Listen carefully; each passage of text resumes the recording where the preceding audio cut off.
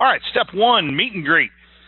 This is what it all boils down to. We got to create that first impression, but it's all going to come down to this word track, this script of how we introduce ourselves. One of the things I think you would agree, Jerry, that separates Berkshire Hathaway Automotive from the competition out there, this might be one of the biggest things is how we greet our customers. So obviously we want to, greet them with good morning, afternoon, evening, whatever it is. Welcome them to our dealership. We want to say good morning, good afternoon, good evening. We want to welcome them to the dealership, want to shake hands with them. And then, Jerry, we want to get their first and last name, don't we? Oh, every single time. And the one thing about it, too, Jeremy, is just like the book How to Win Friends, Influence People by Dale Carnegie, people love the sound of their name. And only too often in this industry, they get their first name, and then, or if they get a name at all, and call them Bud, Sir, Ma'am, Hefe, all these things, but don't call them by their name because they don't remember it. So the best thing to do is not only get their first and last name, but have them repeat it a couple times so you remember it. And then as we go through this script, we kind of break it down. Obviously, we're going to tell them it's nice to meet them, but we're asking them, is it their first time here, and if they've spoken to anyone at our dealership, basically. Jerry, touch on that and why that's so important. Oh, Jeremy, I mean, when I first got in the car business back in 2001, I almost got into fisticuffs with another salesman because I felt they were skating me out of a deal because I talked to that customer 2 days earlier.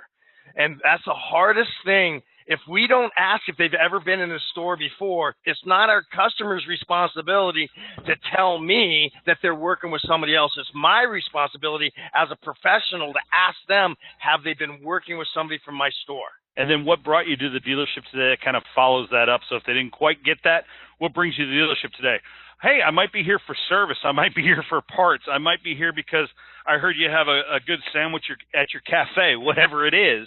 Right? That's why we want to make sure we understand what brought them, what are they looking to accomplish today? They're looking for an SUV or whatever it might be. We're going to, hey, that's great. I'd like to help you. And if you look at this next grouping here, this is a lot of our culture and a lot of our heritage right here. I'd like to share with you prices and payments, give you numbers with or without your trade so you can decide what works best for you. If you just give me a few minutes, I'll save you hours. You can add those kind of things in there, but this is where you want to set up. This is really transparency before there was transparency. That's why we keep using this, because you're letting them know exactly what you're going to do for them, how you're going to do it for them, and setting that level of expectation. Then we want to get into the conclusion, right? Great, follow me, because we're trying to get them into the dealership. So great, follow me. Jerry, I know you how'd you get so lucky to get the day off? Why don't you talk about how you end with that? Well, and that's the thing is I'm walking inside, I'm asking folks, how'd you get so lucky to get today off? Because if we're asking that question, some people in the beginning go, wow, that's a silly question. But if we're asking that question, I don't care if it's 7 o'clock at night or on a Sunday here in Arizona or California where we have to work Sundays, where are we if we're asking that question? We're at work.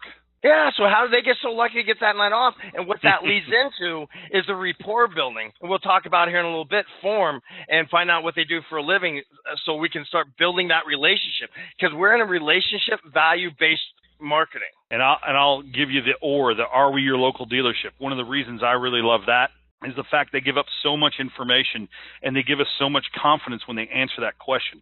Are we your local dealership? Yes. Do we want that local business? Do we want them coming back in for service and parts and all these things? Absolutely. So we want to make sure that people understand that these are our neighbors. These are the people in our backyard. If we're not their local dealership and they passed 9 different Toyota stores to get to our Toyota store, why are they at our store? Because we have the best price, we have the best Google reviews, whatever it is. But 9 times out of 10, the reason they'll go past 3, 4, 5, 6 different dealerships is because we have the greatest price. So if we're not their local dealership, why are they there? Because of our great price. So we can have confidence because you know what they're going to ask us? They're going to ask us, what's our best price?